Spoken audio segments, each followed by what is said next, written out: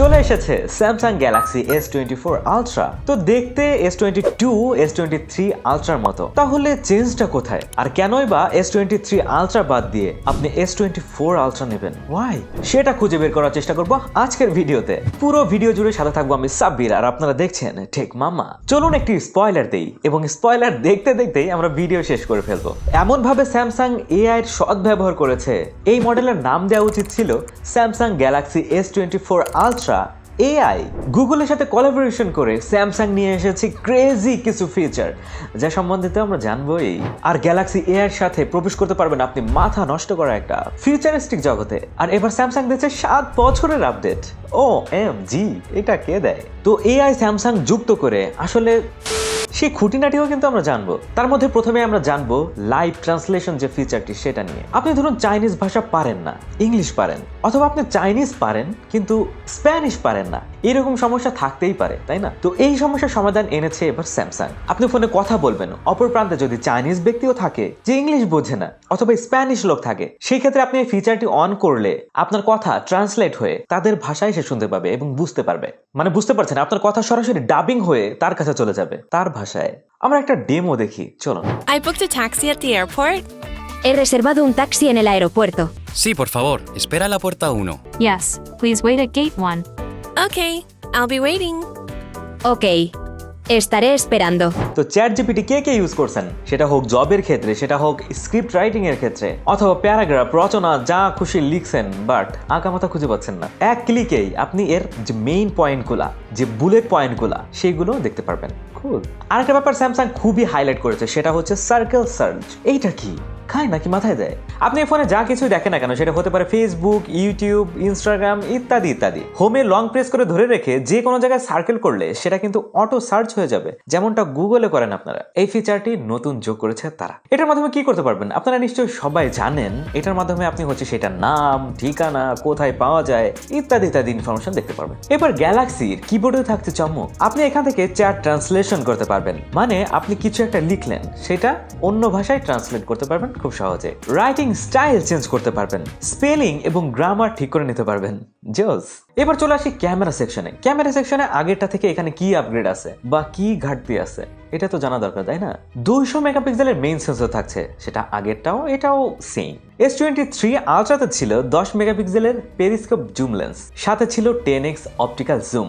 আর এইটাতে থাকছে কিন্তু 50 মেগাপিক্সেলের পেরিস্কোপ জুম লেন্স, কিন্তু এখানে 5x অপটিক্যাল জুম থাকছে। তো এখন আমরা মনে করতে পারেন কি ব্যাপার, কি হলো এখানে কি আমি লস করলাম? 10x অপটিক্যাল জুমের সাথে কি 5x অপটিক্যাল জুম পারবে? স্যামসাং কিন্তু অন্য কথা বলছে। স্যামসাং বলছে 10x এর চেয়ে 5x এ আরো বেটার কোয়ালিটি পাবেন, মানে ওইটার সমমান। তো এই ব্যাপারে অনেকেই একমত নাও হতে পারেন, কারণ অপটিক্যাল জুম পুরো 5x এর কমতি। আমি কিন্তু ব্যাপারটা ভিন্নভাবে দেখি। সেখানে ছিল 10 মেগাপিক্সেলের পেরিস্কোপ জুম লেন্স, আর এখানে থাকছে 50 মেগাপিক্সেলের পেরিস্কোপ জুম লেন্স। তো পার্থক্য তো থাকবেই, তাই না? তো 5x দিয়ে আপনি যদি ডিজিটালিও জুম করেন, আই থিঙ্ক যেহেতু এবার এআই এর ব্যবস্থা থাকছে, তো বেটার হবে। বাকিগুলা ঠিক আছে, যেমন 10 মেগাপিক্সেলের টেলিফটো লেন্স থাকছে, 12 মেগাপিক্সেলের আলট্রা ওয়াইড সেন্সর, আর ফ্রন্টে থাকছে 12 মেগাপিক্সেলের সেন্সর। তো ওই জেলাও সেই কদু। তবে ওইখানে ওই যে অপটিক্যালের যে ব্যাপারটা, এইটা অনেকের কাছে নাড়া দিতে পারে। 4K শুটের ক্ষেত্রেও কিন্তু এবার ওয়াও ফ্যাক্টর থাকছে। সেটা কি? সেটা হচ্ছে 120 FPS যুক্ত করেছে এবার স্যামসাং 4K রেকর্ডিং এর ক্ষেত্রে, মানে ভিডিও রেকর্ডিং। এখন আমার প্রশ্ন থাকতে পারে, ক্যামেরাতে কি এআই আছে? হতাশ হবেন না জনাব, হ্যাঁ আছে। এখন থেকে যে কোনো ফুটেজ আপনি স্লোমো করে দেখতে পারবেন। কিভাবে? যে কোনো ফুটেজ স্লোমো করতে গেলে কিন্তু অনেক ফ্রেম লাগে। তো সিনেমাতে বলেন বা আমরা যখন শুট করি, তখন অনেক ফ্রেম পার সেকেন্ডে আমরা শুট করি, যাতে করে সেটা স্লোমো করতে পারি। তো আপনি নর্মাল একটা শুট করছেন, সেটা আবার স্লোমো হবে কেমনে, তাই না? প্রশ্ন তো সেখানে। তো এআই এর মাধ্যমে তারা মাঝখানে যে ফ্রেমগুলো শর্ট পড়তেছে সেটা মেক করবে, অর্থাৎ তারা ফ্রেম বাড়িয়ে দেবে। এইভাবেই কিন্তু তারা ভিডিওটি স্লোমো করতে পারবে। তো ব্যাপারটা আমার কাছে বেশ ভালো লেগেছে। এটাতে কিন্তু নেক্সট লেভেলের অনেক জিনিসপত্র করা যাবে। কি বলেন? টেস্টিং রেজাল্ট দেখা যাক দিতে পারি কিনা। এখন তো না, যখন ফোন হাতে পাবো তখন। এবার আসি ফ্রেম অর্থাৎ বডিতে। আগের থেকে এটাকে এখন আরো প্রিমিয়াম করা হয়েছে, প্রিমিয়াম ম্যাটেরিয়াল ব্যবহার করা হয়েছে, বক্সি শেপটা আনা হয়েছে এখন। ফোনটির ফ্রন্টে থাকছে gorilla glass armour, glass back, তবে সেখানেও থাকছে গরিলা গ্লাস। তবে হ্যাঁ, এবার থাকছে টাইটানিয়াম ফ্রেম। ওই আগেরটার মতোই IP68 এর ওয়াটার এবং ডাস্ট রেজিস্ট্যান্স তো থাকছেই। ডিসপ্লেতে কি পাচ্ছি, কোনো পরিবর্তন আছে কি? ডাইনামিক LTPO অ্যামোলেড প্যানেল থাকছে যেটা 120 Hz, HDR10 প্লাস, বেশি থাকছে এর পিক ব্রাইটনেস 2600 নিটস, যেটা আগেটা থেকে অনেক বেশি। PPI আগে ছিল 500, এখন হয়েছে 505, মানে ওরে বাবা কত বেশি দিয়ে ফেলছে তাই না? আর সামনের পোর্শনে থাকছে আপগ্রেড, এটা ফ্ল্যাট হয়ে গিয়েছে এক। সেকেন্ডলি হচ্ছে গরিলা গ্লাস ব্রিকলেস 2 থেকে এখন আপগ্রেড হয়ে গরিলা গ্লাস আর্মার দেওয়া হয়েছে। অপারেটিং সিস্টেম হিসেবে কি থাকছে? অ্যান্ড্রয়েড 14 এর সাথে One UI 6.1, সাথে থাকছে 7 বছরের কি আপডেট।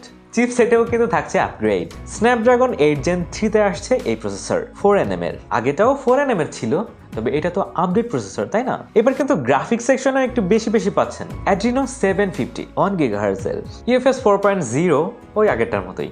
ব্যাটারি 5000 mAh এর ব্যাটারির সাথে 45 ওয়াটের ফাস্ট চার্জিং সাপোর্ট।